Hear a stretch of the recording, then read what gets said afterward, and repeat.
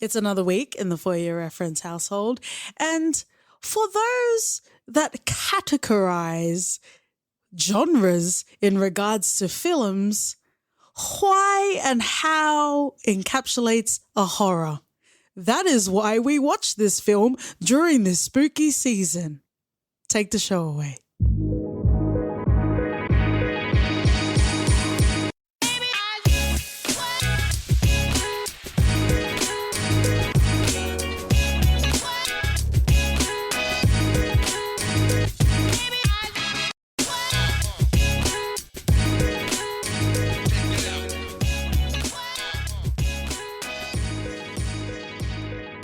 Peace and blessings, friends and lovers. Welcome back to the For Your Reference podcast. You got your host, Katie. And Oti. Book the clients and make the $300 an hour worth it with mixing religious figures and antagonistic boat rocking. Join us on a journey of healing with repentance this week. Wow. Yikes, yikes, yikes, OT. Let's get into the general stats of information. This 2013 film was directed by Philippe Caland, also based on a film by Philippe, and the screenplay was written by Shintaro Shimisawa. In regards to cast, what a delightful, delectable cast we have, OT. Wholly expansing, deliciously splooshy. Anthony Mackie, and I do believe, OT, take your abacus out, I do believe this is the first Anthony Mackie film we have covered. It is. Especially if we're talking about lead roles. A welcome, question mark, to Forrest Whitaker. He made it to the first episode of the For Your Reference podcast. T'Challa. He's back. T'Challa. Go and check out Black Panther. Wakanda accent is that? That was the first episode of our podcast. Sanaa Lathan. I think it's also a first for Sanaa. Also, Mike Epps. Fast for Mike. Also, Nicole Lowry Parker. Delicious, delightful, delectable group of people. The product, maybe not so. Maybe I'm revealing too much. Spoiler. I also doubt, if you haven't watched it, our review isn't going to encourage you, essentially. So join us, friends and lovers. Grab a spooky beverage and repent with us. In regards to the budget, $5 million with a worldwide gross of $1.1 million. That's painful. That's cleanse yourself with some bleach painful. Wow. All right, OT, let's get into our first impressions. I don't think we've ever heard of this film. I will boldly say on behalf of all of us. Shout outs to Hobomax for making us believe this was a horror. But how did you feel generally? What were your first impressions about this film? I was eager. I think I went into it excited. I was fast puzzled that I didn't know anything about the movie and never heard of it. Yep. Given the cast, usually that would be within my radar, but that got missed. I think I was quite optimistic at the start, and then it all just went haywire. Part of me was eager, I wanted it to be better, but it gave me moments of joy that I don't take for granted, though. Oh, yeah, absolutely. And I think even wanting to enjoy something is apparently a lot to ask. Nowadays. So yeah, I definitely agree. There were moments that I enjoyed in this film, and I'll continue to call this a film. Come and fight me, Tenet motherfuckers. I enjoyed it for the most part. I think the story was pretty solid. I didn't realize I was going to see recreations of Passion of the Christ. Because when he broke that fishbowl, I was like, he's giving me Butler vibes, but he's also clumsy on purpose. Yup. What I will say, because we've never really had a chance to talk about Anthony Mackie, is I fucking love him. Like, I love him as a person. I don't think I've watched a lot of things that he's been in. And even with the Marvel-ness of it all, I don't really care. But I do love the marvelous Anthony Mackie Maisel. Oh, wow. I think he's great. I love the way he articulates himself. He has a great view of the world. I just love hearing him talk. Is he eloquent, Katie?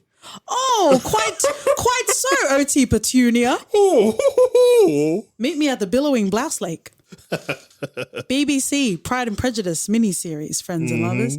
I just like Anthony Mackie as a person, even though I don't really care for the Marvelness of it all. I also feel like this was prepping him for Pain and Gain. Especially when he was on the boat with Angel and he was rocking the boat like an asshole. Like, and he also had the needle as well. Like, he was giving me Pain and Gain. And he also has this like sort of arrogant nature about him. Even when they were, he went to like a show and tell with the kids at yoga, he was genuinely complimenting Maggie, but I don't know, maybe it's something about his face. Maybe it's something about his voice. I was like, how dare you besmirch my Sanaa Lathan? How dare you? But yeah, Simon Baker will come and look after Sanaa just fine. Don't worry about me and my rom-coms, OT. Clearly. But I really enjoyed Anthony Mackie in this role. I think he fit the brief, so to speak. That self-righteousness, that arrogance, he really played into it. How did you feel? Spoiler, yikes, yikes, yikes. Just listen to us speak, essentially. How did you feel about the twist of this film? Actually, there were multiple twists, so feel free to tug at any twist you would like, my love. Yeah, there are a couple of twists in this one there. I think my favorite is when Tommy was apparently not aware of what went down with the accident.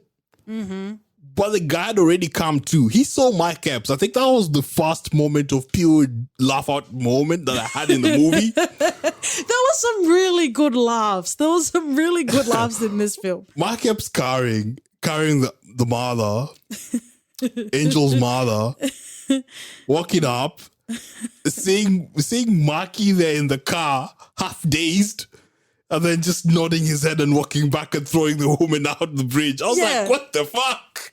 Like, at that point, are you even trying? Wow, it was insane. Like, is that the first instances of AI trying to complete the script or what? It was just like, it was outrageously Lifetime, BET, like it was just ridiculous, Days of Our Lives, like sort of writing. It would not look out of place in our great Nollywood movies. Oh, yes. Yes, absolutely. With the CGI almost in paint helicopters. Yes, absolutely agree. And can we just say, Mike Epps kind of like brought the whole meal to the table. He did. He was super solid. Like he can have that serious sort of element in acting. And I think he needs to be lauded a bit about it. I think maybe it's because I've watched him in a lot of ridiculous things that anything that came out of his mouth, I just took as if he's bloody joking. Or in my head, I felt like he was, I don't know. I didn't take him seriously. No, I get it. It's like you can still be talented and I still not take you seriously. Yeah, like it's weird. Like you said, for you, he seemed like, he can do serious shit. But to me, I was like, he's just joking around. Like there's the Wayans brothers and so Marlon is in the Coppola, Rashida Jones on the Rocks. And sorry, Bill Murray, I am a cinephile. Calm down, kids. And he played a serious role there, but I couldn't get past it. Yeah, it's hard to disassociate someone from everything that you've known them for. Mike Epps, maybe I can separate, but with the Wayans brothers, like Marlon in particular, I just couldn't take him seriously in On the Rocks. That's actually a great topic, friends and lovers. Are there any sort of comedians that you can't take seriously, even if the skill is there? It's even like watching Eric Andre and expecting him not to pull his pants down. It's wild. Yeah. Like his ass belongs to the streets. Yep. Even in an interview, you just expect him to bloody stand up and just pull his pants down. It's kind of a given. It's kind of a given at that point. Yeah, but I absolutely agree. I could separate Mike Epps. I think maybe because I was gonna say because he takes it all the way slapstick, but so does Marlon. So I don't know. Maybe it's just like a personal flavoring. Yeah. If you will.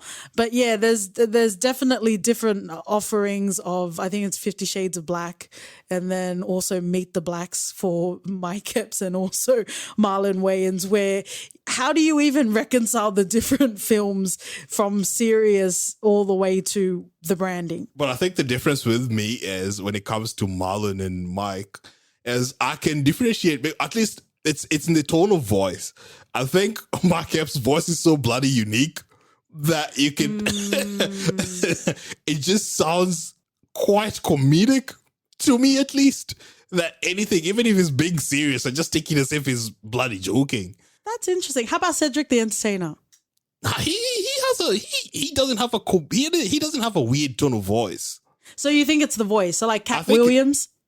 Cat Williams coming at you straight without being anything other than a pimp is weird. I was going to mention Atlanta, but he was kind of ridiculous in Atlanta as well, which is currently being shot. So hopefully we get Atlanta. Oh man, it's been very soon. A while. It's interesting because so for you it's the voice. It's the voice. He just has a bloody comedic voice, man. Like I think he was playing a character that suited him. So I don't think it was necessarily too far of a stretch, but I think it was more the nuance. Like he did bring a nuance to the role. He did show us that Tommy ain't shit, man. Yeah, and I guess it was that dynamic that we were trying to figure out, the brothers.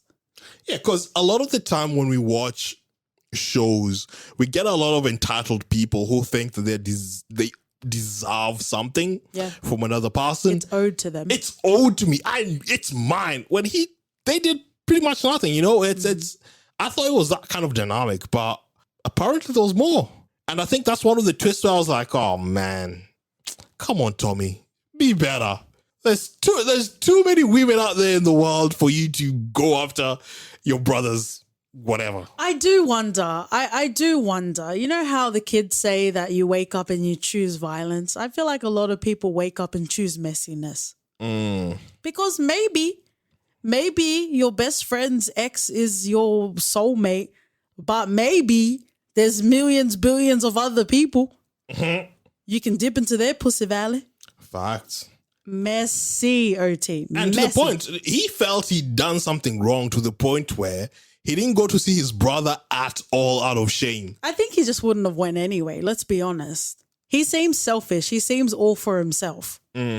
Like Tommy, there was no reason for him to scoop up Maggie, even though, what a face, what a presence.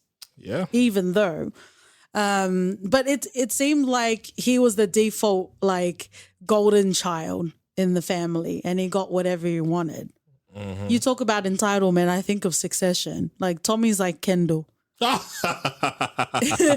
wow. Ben is like Rome. Like, the ones that initially, like, the presenting layer is good or evil / asshole, you actually remove those layers and you start to realize the ones that present to be of virtue and of good nature are actually anything but. And that kind of goes to, him essentially having his own sort of cult following, but essentially some sort of belief system, some sort of ideology, some sort of philosophy. And can we just say, like, if you're going to branch off and spout the shit you're going to spout, like, don't leverage existing ancient texts. Write that shit yourself. Write it with, like, clean paper and claim that it's 3,000 years old. The lost pages of the Bible, mate. No, but see, you're still leveraging racist ass Melly Gibby's Bible. I'm talking about Passion of Christ, friends and lovers, disclaimer. I'm talking about if you're going to create your own ideology, belief system, philosophy, just create your own. So go straight John Smith. Joseph Smith. Oh, okay. Dum, dum, dum, dum. South Park, friends and lovers. Hope I didn't offend you, mate. So offended. You so sharp-shooted that very succinctly. Thank you. I will think and I will do my Paul Bettany lashes. Oh, wow. At your altar, my love. But yeah, the dynamic between Tommy and Ben was very interesting. But I think it was the pushing of that self-righteousness about Tommy that made it not so much of a surprise or a payoff that he is a terrible person. Terrible in the sense that he like strangled his mother's cat to death. That's like some heavy shit, right? You're not like punching another kid in the playground. Like you're actually wanting to quote Dutch from The Shield, you're wanting to see the life like leave them. Yup. Right? And he was like, oh, it took a while, but I kept strangling the cat until it died. It's just like, dude, are you okay? Like, is this, we just skip into the sunset and just live a normal life after that? Right? And you could see that it was starting to progress, and Angel was doing his best to get Tommy to reveal the big secret, right? The big secret of killing his own mother. You know, so we have the cat story. We have, you know, Tommy stealing Maggie away from Ben. When Ben first said it without any sort of content, it did feel very incel-y. But going along in the story, it did make sense. You know, they went to the bar for the sole purpose of Ben seeing Maggie. It seems kind of creepy, but then I guess we need to reevaluate if we care about 80s and 90s films, and it felt very Basic Instinct, perverts in the room. That is a mirror I am holding up to everybody. But going back to this film, I don't know. I feel like strangling a cat to death is kind of worse than stealing your brother's bow. But what do you think? Oh, 100%. I guess it was the way it escalated. And then we got to the big point that Angel couldn't get the satisfaction of Tommy confessing because Tommy wasn't aware that that's what was happening. But the weird thing is he was, because that's all you found out at the end. Yeah, what was that? What was that? So you're playing it like you didn't know. So us as an audience are like, oh, poor guy, he didn't know. And he did know the whole time. So that's just, I guess that's just a writing thing. Yeah, because he says, I heard the voice. But he was awake. The guy was squinting away, seeing everything. To the point where he saw Ben walk up and nod and go back and dump the body. Yeah, and just because Tommy isn't physically doing the dirty work, it doesn't mean that he's not benefiting from that dirty work being completed. So he's still complicit in that. Yeah. Even though he feels like his hands are clean, he's still benefiting from the actions of filthy hands. Yeah, and you know what was interesting to me is a lot of this was rooted in the Bible and religion. But then again, what's the turning the other cheek part? Or is that just New Testament shit? OT, if you are bringing contradictions to scripture, you're religioning wrong. Can I get that on a t-shirt? I need some merch. But going to that is very interesting. And Angel says, tell me your secrets and I'll let you go. I would have spilled everything. I would have said my secrets. I would have told everyone's secrets. Like at that point, if you have me in the bed, there was something about Tommy taking too long to accept the situation, because when he woke up and he was essentially coming to, he was like wrapped up in plastic, and you know he was restricted. He couldn't move. And you were saying, oh, you know, he's still waking up. Nah, man. Like, even at that initial point, something's up. Like, something is not okay. And so many moments along the way, he felt like he still had, like, even when he was asking for water, yeah, basic human right. But in this particular circumstance, how do you even feel like you can open your mouth to ask for water when you're being held captive, dude? Yeah, we disagree on that. I think he just felt he could de-escalate that better if he acted friendly, if he acted unaware, and he didn't panic too much.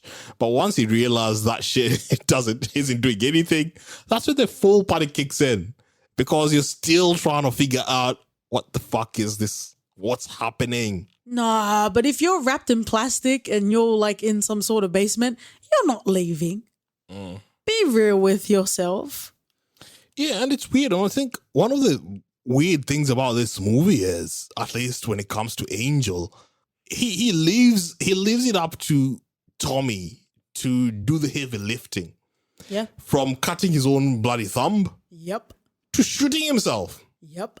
What kind of, like, at the end where he leaves the revolver, I'm like, okay, cool.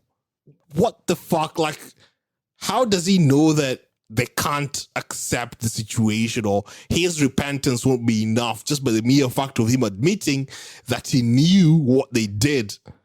He's not going to be able to live with himself and he'll shoot himself. Okay, so this is where we insert Jack Nicholson from The Departed grinning really creepily as the camera zooms in, because that's me right now. I don't think we've established where we lie in regards to the morality, because I was all for Angel. So everything you're describing, I was enjoying it. And I was like, yeah, you motherfucker, you hypocritical little motherfucker. This is what you deserve. This is absolutely what you deserve. So the heavy lifting is that guilt, is that penance, is that repentance, if you're nasty. I don't know. I just didn't buy it. Like, I get it. Where was your morality? Where was your morality? Who are you resonating with in this film? Tommy. I'm like, we make mistakes. That was shit what he did. That was bad. What? The cat, the brother, the car mother accident? thing. Yeah. Okay. Granted, it was more Ben doing the shit. Yeah. And he was actually trying to call Ben back. Don't do it. No. So for him to be the one that felt that guilty to kill himself is ridiculous. There's that, but I told you it's that complicity. He's still guilty by association. He still benefits by association. The way he leveraged that whole event to launch his career, copying and pasting wiki articles of Bible verses. Come on now. There's no sympathy. There's no empathy. There's no feelings to be spent for Tommy, at least not in my direction. I was all about Angel because I liked that he was pulling the hypocrisy by Tommy's cojones.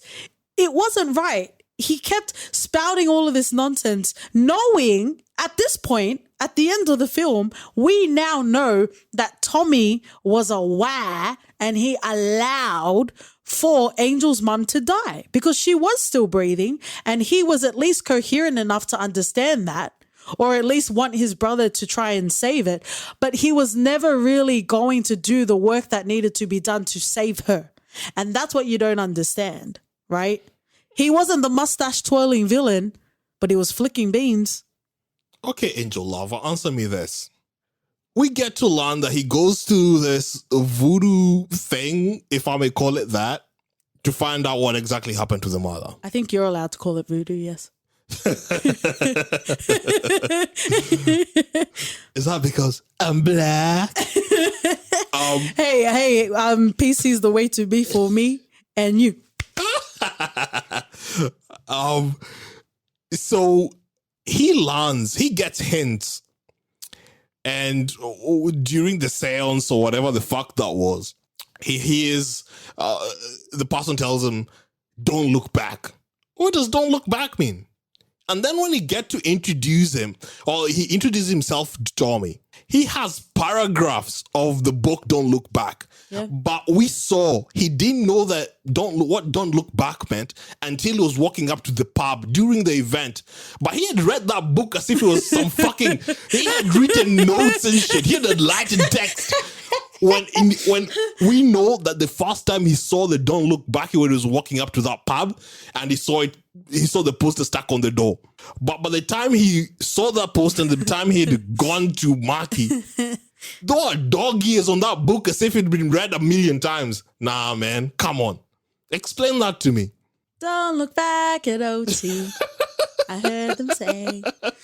Well, you're correct. You're correct in that. But I'm saying the crux, the foundational, audacity that Tommy had, right? So he was in a car accident. It was a life-changing event. It was, his Oprah aha moment where he lives a fuller life. Cool, bro. Rad. Nice for you. However, he willfully allowed for someone that wasn't dead to die. And then he leveraged this whole career on stolen Bible verses and voodoo, as you say, quoting you. And how does that not anger someone that lost their mother, seeing these years and pages of success? How does that not, boil the blood? How does that not get you frustrated? If it was told from Angel's point of view, perhaps you would be agreeing with me. However, with my 360, 270 Greyhound view, I can see that Angel was really just trying to get some sort of recompense out of this situation.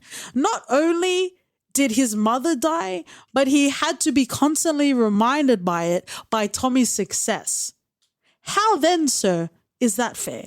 He was going crazy before he even found out about Tommy. You're really doubling down, aren't you? I'm just saying. I'm trying to bring a human element here, sir. He lost his wife. I'm assuming based off his behavior after the mother had died. We know Sophie was there during all the seance stuff, and they seemed that they were together. Up until the warrant, when he seemed really dead end on finding out what happened to the mom. No, but that's the end of the Joker movie. I'm talking about the seedlings of the origin story. How do you not resonate with that, sir? That's what I'm saying. You have a daughter who seems bloody lost in all this. You don't pay attention to her. She looks lost, in all honesty. She even wanted to open up to Tommy at the yoga mat before Angel stepped in. She felt quite unaware or didn't even know what to do. Interesting. Just felt weird. It felt weird. Like you abandon your child, or you don't look after them the way they should have been looked after because you're in this revenge mode mission. Mm-hmm. I don't know. And it's weird. Like, up until then, all of it, I was fine with all that. Fine. I understand his anger. I understand his pain. I understand that he's being haunted by the mom's ghost. Fine. I can accept that. Up to the point where we get the other twist. How did you open the door, Francesca? Grandma opened the door for me. Come on now. Yeah, I think if we were going to talk about being in purgatory and also being able to manipulate physical form, then they should have utilized that more. It felt like a convenient plot point. Grandma said to rub your head. I'm like, I did not like that ending at all. I was just fuming. I was like, why did I sit through this? Are you saying even though Tick, it had a kid, Tick, it had a male protagonist, Tick, it had ghost supernatural elements, it didn't give us the same payoff as Sixth Sense? Oh, the two are very comparable, aren't they, darling? Friends and lovers, we have done an episode on Sixth Sense and it's delightful and it's delicious. What I will say that I had a similar sort of experience, I said, I'm sure Bruce Willis is an okay actor, but I could physically see him acting in Sixth Sense. I could see Forrest Whitaker acting in this. It's weird. This might be actually a hot take, but... Or a hot take. Yep. Coming from me. Yep. I don't know. He does well when he needs to be toned down. When the situation's meant to be calm, and he feels like the overacting sort of character. Where if he were playing Idi Amin, he's the perfect go-to guy. Yeah, because it's of suited. the extravagance. It's suited for the role. Yeah. But when it's supposed to be a bit toned down, I don't know. It just feels like, mate. Well, you just said he's unhinged. So that makes sense that he was completely falling off the wagon. However, I will join you. I will get in the hot-take hot tub with you, sir. I agree. I also don't know if how, I guess what the sort of barometer is, what the sort of temperature check is in regards to Forrest Whitaker. I feel like he's a comfortable fixture. Like throughout the decades of cinema, it's very comforting that we see Forrest Whitaker and that he's there. I don't know if I would put him in my forever and always. Like there's no competing with Denzel. Let's let my Pussy Valley relax for a bit, because peak Denzel, it's most welcome for everybody. But yeah, Forrest Whitaker, I don't know. I think maybe he's like Rami Malek, where he's like a good character actor, right? If you need the highs and lows at full volume, that's where you would go, right? Yeah, maybe so. Maybe so. What's your favorite Forrest Whitaker movie, just to have some redemption here? It definitely, I think everyone's would just be Last King of Scotland. It's got to be, right? And it's been many years. It's been many years. So I do wonder how it sits now. Yeah, maybe we do a rewatch. I think we are due a rewatch. Mark it in your calendars, friends and lovers. For all the things we said about Forrest Whitaker, it's the least we can do. Mm-hmm. Who was the main character? Because even, only until recently we get, unless we're talking about Green Book, we get like the people of color, the black characters actually be the centerpiece. Was it McAvoy? Or was it Whitaker that was the main character in Last King of Scotland? Right? It was McAvoy because it's based off his experiences. So it's sad but true. Interesting. Mm-hmm. Some more tasty morsels for you to look forward to, you nasty friends and lovers. But let's get back to the film. Who was your favorite? Who was your favorite character in this? Sophie Sanchez, mate. Yeah? Yeah. She comes in, steals the show. We only need like 5 minutes of her and then it's done, mate. She made us feel like we had a chance. It just hit me what you meant, you ridiculous person. Well, she does an acting role and then she goes home to Boris Kodjoe, so we all feel like we have a chance when we watch her in this film. If anyone is a dedicated Forrest Whitaker podcast and is listening to this, I guess it's all Katie, mate. I challenge you. Meet me in the ring, brother. Sophie, she didn't really offer much out of everything that transpired in the film. Sophie is your favorite? Yeah, because Tommy and Ben just crap characters. Nah, Ben's the best. You reckon? I like people that are misunderstood. So I enjoy Ben and I enjoy Angel. Funny thing about Ben, I think the other thing that made me chuckle, or not really chuckle, just fuck capitalism, is I walked into jail for 5 cents, but now I'm making $5 an hour. Fuck your money. Right? Yeah. Because you can't pay for independence. When your hands are in someone else's pockets, you don't have that independence. Mm-hmm. Yeah, man. Man, he looked at the bright side of everything, mate. That $5 would probably take him a long way. No, but even Tommy, he essentially threw that money at him, like he was like throwing it to the dresser. He picked up odd jobs so he can get him the, was it 12 grand? No, but like, let's also acknowledge, OT, that he wasn't doing the work that he needed to do, and that money was an easy solution to act as if he was doing something. I think it was more ball of guilt. No, exactly. So why don't you just not be a shit brother? Not steal the affections of Maggie. Don't go around strangling cats. I think we need to cut him some slack then again. You know, it's why? Maggie. What do you do? Sana Lathan, mate. What are you going to do? Yeah. I wish I was Simon Baker. I'm going to keep saying it, friends and lovers. Someone request for us to cover something new. Mentalist with Robin Tani. Her name is also Kenya in that film. Love that movie. We need to watch it. There's your Kenyan tax right there, my love. I think my favorite characters are Angel and Ben. I would say those two are my favorite characters. Okay. Weird selection, but all right. You like defending shitty men. That's why you like Tommy. But he's not my favorite character. Yeah, I know. But if you've listened to yourself for the past couple of minutes, it's very clear where your splooshes lie. No, I just need to understand his guilt to the point of him wanting to kill himself. Not even wanting, killing himself, because that's what's insinuated at the end. How is this? I don't know if there's anything else you want to talk about, but I want to spend a bit of time just posing the question. how is this film a horror? And how did we stray so far from the path of our understanding of horror? I don't know. It's a thriller, sure. I don't know how it's a horror. Maybe us watching the acting would be in shock horror. So, Are you proud of yourself? Yup. Is that really how you want to live your life? A full 100, yeah.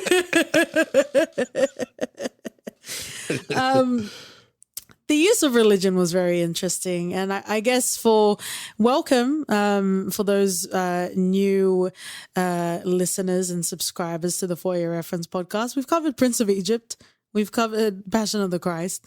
So if you want to hear more about our feelings and thoughts about religion, you can go and listen to those episodes. But I want to come to a scene. You're calling it a seance, so I'm just going to call it the seance for consistency. In that seance scene, Anthony Mackie, I don't know, OT, our resident African correspondent, were there any sort of symbols or items that he was using that resonated in any way? No. Because you called it voodoo.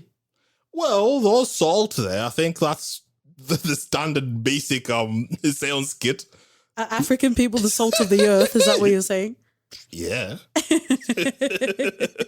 Thank you, OT Anansi. Mate, there's a reason why fucking Africa was colonized. Once they got that salt, not going back, mate. Hey, my people got colonized, but then they fucked off because there was nothing there.